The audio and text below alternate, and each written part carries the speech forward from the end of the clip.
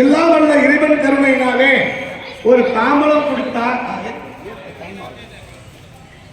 எல்லாம் வல்ல இறைவன் கருணையினாலே திருவருள் துணை கொண்டு அருள் செய்ய ஒரு தாம்பலம் கொடுத்தா என்ன நன்மைனா, மகாபாரதத்தில் இந்த செயல் வருகிறது.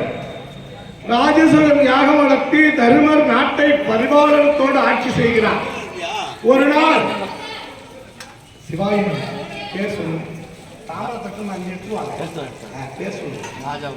ராஜா உதயா அவர்கள் ஒரு செட்டு விளக்கு கொடுத்துட்டாங்க. 9 செட்டு தான் விளக்கு தேவைப்படுது. அதனால எல்லாரும் எடுத்துட்டு வர வேண்டாம். யாரு முந்திக்கிறீங்களோ அந்த வாய்ப்பு உங்களுக்கு. இப்போ உங்களுக்கு இந்த விளக்கினுடைய அருமை தெரியாது. 3 நாளும் யாகசாலையில எரியக்கூடிய அந்த விளக்கு நம்மளுதா சாமி கிட்ட 12 வருஷத்துக்கு ஒரு முறை இங்கே நடைபெற இருக்கிறது. அதுக்கு நம்ம விளக்கு இப்படி ஒரு ஆயத்தம் இருக்கிறது என்று சொல்லக்கூடிய நிலை இருக்கும். அதனால ராஜா உதயா அவர்கள் இங்கே பெரிய குத்து விளக்கை தந்திருக்கிறார். பிரதான மேடைக்கு அதாகும். அதுபோல விளக்கு எடுத்துட்டு வந்துட்டாங்க. அதுபோல தாம்பலத்தட்டு நிறைய கொண்டாந்து கொடுங்க. ஏன்னா அதுலதான் பழம் வரும், அதுலதான் விதை வரும், அதுலதான் பட்டை வரும், அதுலதான் இலை வரும், அதுலதான் ரசங்கள் வரும், அதுலதான் அன்னம்பாளிப்பு வரும், அதுலதான் ஆபரணங்கள் வரும், அதுலதான் பல்வேறு பொருள்கள் வந்து இறைவனுக்கு சாற்றுகின்ற நிகழ்வானதும் ஆகுதி கொடுக்கக்கூடிய நிகழ்வானதும் நடைபெறும். அதனால எல்லாரும் அதை அன்போடு பெருங்கருணையோடு நீங்கள் எல்லாம் பெற்று பேரின்ப வாழ்வுக்கு ஆளாக வேண்டும் என்று அன்போடு அழைக்கின்றோம். விளக்கு கொடுப்பதினால் விதியின்மை மாறும். விளக்கினால்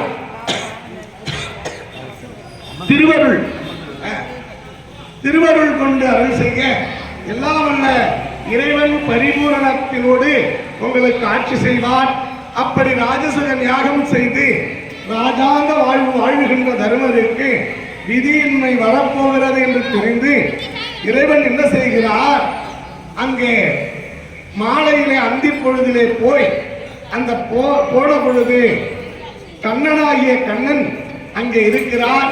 கண்ணன் இரவிலே தங்கி விடுகிறார். காலையிலே குளித்து நீராடுகிறார்கள். நீராடிய உடனே ஆற்றிலே அங்கே கங்கையிலே நின்று கொண்டிருக்கிறார் கண்ணன். இதை பார்த்த தருமர், மாமா நீங்கள் வாருங்கள் கண்ணா என்று சொன்ன உடனே நீங்கள் போங்கப்பா நான் வருகிறேன் என்று சொல்கிறார். ஒன்றும் புரியவில்லை. மீண்டும் பாஞ்சாலி அம்மன் அங்கே திரௌபதி அம்மன் இங்கே தாமரத்தட்டு நிறைவேற்றுவாங்க. தாமரத்தட்டு நிறைவேற்றுவாங்க.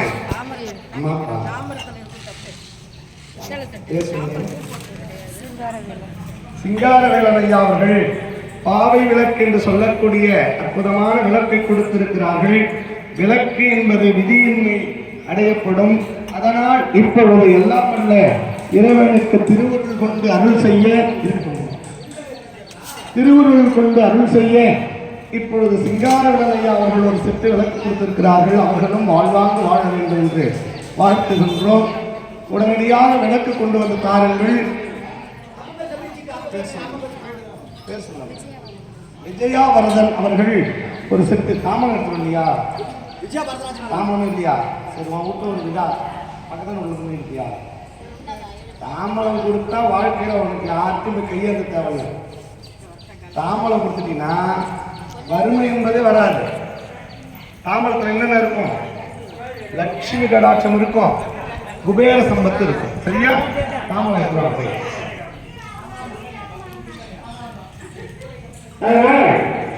அப்படி ராஜேஸ்வரர் யாகம் நடத்தி தர்மரா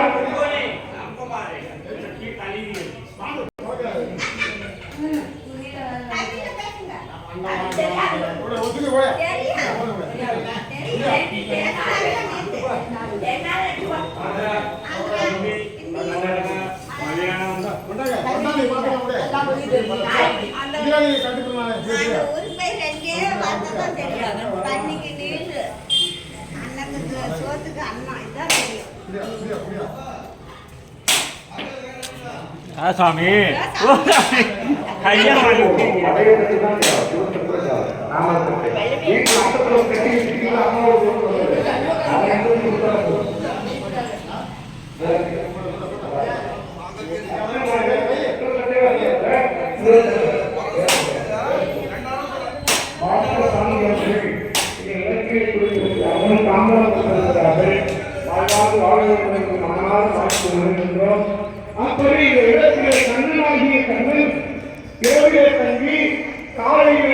வழியாக செல்லும்போது ஆற்றிலே இருக்கிறார்.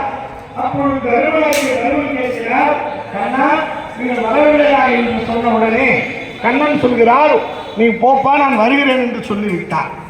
ஒன்றுமில்லையப்பா நீ போ வருகிறேன் என்று சொன்ன உடனே பார்க்கிறார் பாஞ்சாலியானவர் சிவபூசைக்கான அந்த தீர்த்தத்தை எடுப்பதற்காக பெண் துறையும் தாண்டி ஆண் துறையும் தாண்டி அதற்கு பின்னாலே செல்கிறார். அந்த செல்ல பொழுது நீரை எடுத்துக்கொண்டு வந்த பொழுது உடனடியாக கண்ணா அண்ணா நீங்கள் வரவில்லையா என்று கேட்கிறார். இன்னும் தாம்பளத்தட்டு எடுத்துடா தங்கம், இந்த கற்பக வருஷம் ஓட்டுற மாதிரி எடுத்துருவாங்க தாம்பளத்தட்டு. புதுசு தேவையில்ல, பழசு உங்க வீட்டில் உங்க அப்பா அனுப்புனாருல உங்க அண்ணன் அனுப்புனாருல அது பேர் சொல்லுங்க. கோவிந்தன் செல்வி அவர்கள் விளக்கும் தாம்பலம் கொடுத்திருக்கிறார்கள். பேர் சொல்லுங்க. பேர் சொல்லு. அம்மாவாசை பேர் சொல்லுங்க, அப்புறமேட்டு நீ போடுமா. அஞ்சலை அஞ்சலை விளக்கும் தாம்பலமும் கொடுத்திருக்கிறார்கள். வாழ்வாங்கு வாழ வேண்டும் என்று வாழ்த்துகின்றோம். எல்லாம் வல்ல இறைவன் கருணையினாலே ஆற்றிலே நின்று கொண்டிருக்கக்கூடிய கண்ணனை பார்த்து பாஞ்சாலி கேட்கிறார், கண்ணா நீங்கள் வரவில்லையா அண்ணா என்று கேட்டார். உடனே பார்க்கிறார் கண்ணன், ஒன்றுமில்லை அம்மா நீங்கள் போங்கள் நான் வருகிறேன் என்று சொல்கிறார். இதை பார்த்த கண்ணன் நின்று கொண்டிருக்கிறார் ஆற்றிலே. கண்ணனாகிய கண்ணனை 3 முறை 2 முறை கேட்கிறார், அண்ணா கண்ணா வரவில்லையா என்று. 3வது முறை நீரை எடுத்துக் கொண்டு வருகிற பொழுது அண்ணா கண்ணா வரவில்லையா என்று கேட்டவுடனே ஒன்றுமில்லை அம்மா நீ போ நான் வருகிறேன் என்று சொன்னார். ஓ, வர முடியாத ஏதோ ஒரு சூழலினால் கண்ணன் ஆற்றிலே நின்று கொண்டிருக்கிறார் என்பதை உணர்ந்து அந்த பாஞ்சாலி அம்மன் கண்ணை மூடி தியானித்து என்ன நடந்தது என்று நினைக்கிறார். அப்பொழுதுதான் ஒரு உண்மை தெரிகிறது. ஆற்றிலே கங்கையானவள் கண்ணனுடைய கோமணம் என்று சொல்லக்கூடிய கபீரணத்தை அடித்துக் கொண்டு செல்கிறார். கோமணம் இல்லாமல் நிர்வாணமாக ஆற்றிலே நின்று கொண்டிருக்கிறார் கண்ணன். அப்படி நின்று கொண்டிருக்கிற பொழுது கண்ணனாகிய கண்ணன் மேலே வந்தால் பட்சிகள் எல்லாம் பார்த்து தன்னுடைய கற்பமானது நாங்கள் ஏதேனும் ஆகிவிடுமோ என்று நினைத்துக் கொண்டு அப்பொழுது அஞ்சி மடங்குகிறார். உடனே இதை பார்த்து எல்லாம் அல்ல இறைவா என்ன செய்வது என்று நினைத்துக் கொண்டிருக்கக்கூடிய கண்ணன் பாஞ்சாலியானவர் பார்த்தார். ஒரு 16 முழம் சேலையில் பல்லை கடித்து ஒரு ஜான் கிழித்து அதை சுருட்டி தூக்கி, கண்ணா இதை கட்டி கொண்டு நீங்கள் வந்து விடுங்கள் என்று சொல்லி அங்கிருந்து போகிறார். அங்கிருந்து போன உடனே அதை எடுத்து கட்டிக்கொண்டு மேலே வந்து ஆடைகளை கட்டிக்கொண்டு போய்விடுகிறார். இது பலகாலமாகிறது.